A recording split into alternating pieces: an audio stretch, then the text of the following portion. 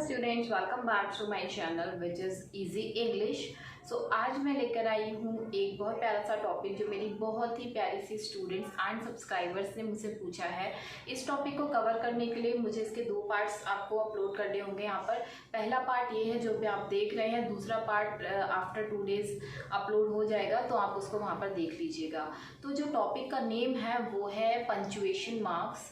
जो कॉमा होते हैं, फुल स्टॉप होते हैं, ETC बहुत सारे होते हैं ऐसे पंचुएशन मार्क्स। मैं उसमें से जो कवर करने वाली हूँ वो होंगे 12 एंड उन 12 पंचुएशन मार्क्स के बारे में मैं आपको सब कुछ बताने वाली हूँ कि कैसे उसको यूज़ करते हैं और उनका मीनिंग क्या होता है। बेसिकली इस वीडियो में जो हम बात करने वाले हैं वो हम बात करेंगे कि उसका मीनिंग्स क्या होते हैं। जो ये पंचुएशन मार्क्स होते हैं जो हम इंग्लिश में यूज़ करते हैं, इनके एक्चुअल में मीनिंग्स होते क्या हैं।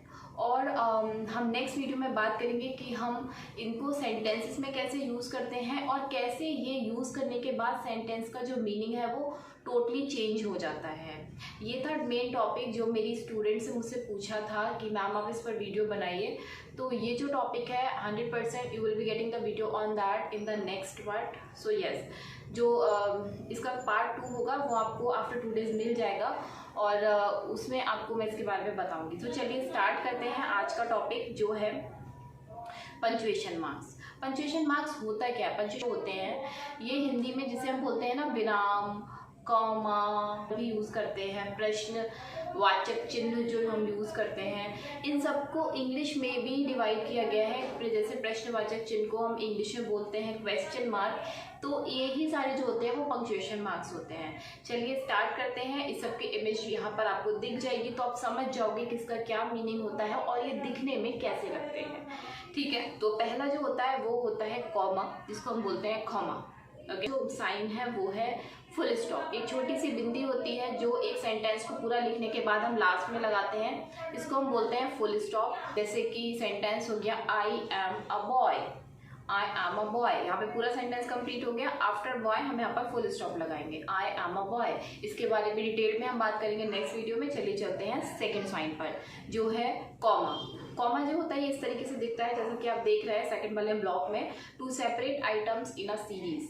तो जो भी हम चीज़ों को सेपरेट करते हैं, for an example I have a book, pencil and notebook. अब पेंसिल नोटबुक को भी हमें सेपरेट करना है, उन तीनों चीज़ों को हमें बताना है। तो हम इसको पेंसिल कॉमा और फिर हम उसमें नोटबुक कॉमा एंड बुक्स, इस तरीके से हम उसे लिखेंगे ताकि ये तीनों चीज़ें जो मैंने बताई वो हम उसे सेपरेट कर सके, हम बता सके कि हमारे पास ये 3 चीज़ें अलग अलग हैं। तो उनके बीच में हम कॉमा लगाते हैं। जब हम एक सेंटेंस में 2 से ज़्यादा चीज़ें यूज़ करते हैं या तो हम वहाँ पर एक कॉमा लगाते हैं उन्हें सेपरेट करने के लिए कि हमारे पास ये सारी चीज़ें जो कि अलग अलग। तीसरा है कॉलन। कॉलन जो होता है ना वो इसमें 2 बिंदियाँ होती हैं, एक ऊपर बिंदी दी होती है, एक नीचे को बिंदी होती है, दोनों सेम उसमें होती हैं और इसको हम यूज़ करते हैं to introduce a list. For example आप एक लिस्ट लिख रहे हो इंग्रेडिएंट्स की कि how to make tea, what are the ingredients to be use. तो जहाँ पे आप इंग्रेडिएंट लिखोगे उसके बाद आपको एक लिस्ट शेयर करनी है ना, टी लीव्स यूज़ करेंगे, मिल्क यूज़ करेंगे, whatever the things that you are going to use. तो आप एक लिस्ट बनाओगे, तो जब आप वहाँ पर लिख रहे हो इंग्रेडिएंट्स, आप वहाँ पर सेमी कॉलन लगाओगे क्योंकि इसके बाद आप एक लिस्ट इंट्रोड्यूस करने वाले, इसको हम कॉलन यूज़ करते हैं। Next is a semicolon. So semicolon हम यूज़ करते हैं to join 2 independent clauses. Okay, so इसमें हम क्या करते हैं, जो इंडिपेंडेंट क्लॉसेस होते हैं उनको हम यूज़ करते हैं to use this semicolon. आप इसको सीखेंगे नेक्स्ट वीडियो में विस्तार से, जो भी इनके एग्जांपल्स हैं वो मैं आपको वहाँ पे शेयर करूँगी। नेक्स्ट है question mark. Question mark show करता है किसी भी क्वेश्चन को आपके सामने लाने के लिए। Question in the sense you are saying what is your name. अब यहाँ पर आप एक क्वेश्चन पूछ रहे हो, इसको क्वेश्चन के रूप में लिखते हुए आप इसे कैसे दर्शाएंगे कि that is a question. Next is the exclamatory sign. और एक्सक्लामेटरी साइन क्या होता है, एक विराम होता है, एक डंडा सा होता है, उसके नीचे छोटी सी बिंदी होती है। ये हम इमोशंस के लिए यूज़ करते हैं। इमोशन और सॉरो, हैप्पीनेस, ये हुर्रे, जहाँ पे हम यूज़ करते हैं ना सारे इमोशंस दिखाते हैं, वहाँ पर हम ये एक्सक्लेमेटरी साइन यूज़ करते हैं। स्लैश हम यूज़ करते हैं किसी भी चीज़ को सेपरेट करने के लिए, like girls slash boys will sit in the classroom. So यहाँ पर बॉयज़ एंड गर्ल्स दोनों को सेपरेट करके बोल रहे हैं कि वो क्लासरूम में बिठाए जाएंगे। तो किसी भी चीज़ को सेपरेट करने के लिए हम वहाँ पे स्लैश लगा देते हैं। अपोस्ट्रोफी एस जो होता है, एपोस्ट्रोफीज जो होते हैं साइन, वो क्या होते हैं, ऊपर लगते हैं किसी भी सेंटेंस के। तो कुछ भी लेफ्ट आउट बचता है उसको लगाने की, जैसे आपने देखा होगा डोंट में लगाते हैं, डूज में लगाते हैं, डू जहाँ पे हम एस लगाते हैं तो वो लेफ्ट आउट को साथ में ऐड करने के लिए हम उसमें हम एपोस्ट्रोफी लगा देते हैं। डिटेल्स में नेक्स्ट वीडियो में आपको एग्जांपल्स मिलेंगे। एट द रेट हम ईमेल्स के लिए यूज़ करते हैं गाइज, जहाँ स्टूडेंट्स जहाँ पर ये एट द मतलब हम कोई भी ईमेल्स यूज़ करते हैं, ईमेल सेंड कर रहे हैं तो वहाँ पर हम ज़्यादा ये एट द रेट यूज़ करते हैं। People use that at in the informal ways, casually use करते हैं, किसी का नाम को ब्लिंक करने के लिए यूज़ करते हैं व्हाट्सएप वगैरह पे, तो वो एक इनफॉर्मल चीज़ हो गई, डिफरेंट चीज़ हो गई, कैजुअली हो गई।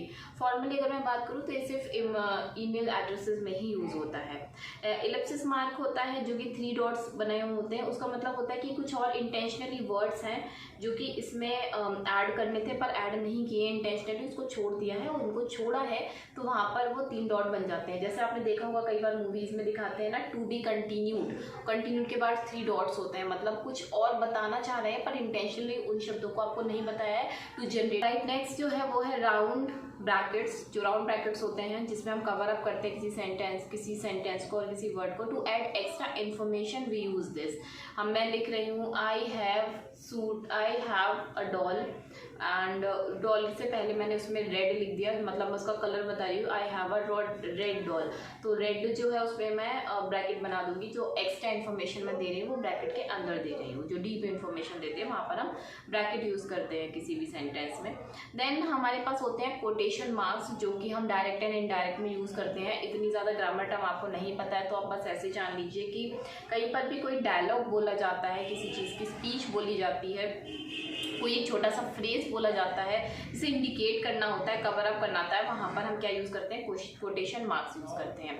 Thank you so much students, I hope you like the video. और वीडियो अच्छी लगी हो तो इसको like and share and subscribe ज़रूर कीजिएगा। और आगे आपको मिलेगा इसके बारे में एक्सप्लेनेशन, इसके कुछ एग्जाम्पल्स मैं आपको नेक्स्ट वीडियो में कवर करूँगी, अदरवाइज़ ये वीडियो बहुत ज़्यादा बड़ी हो जाती, इससे मैंने इसमें ज़्यादा चीज़ें शेयर नहीं की। Thank you students, stay healthy and safe, bye.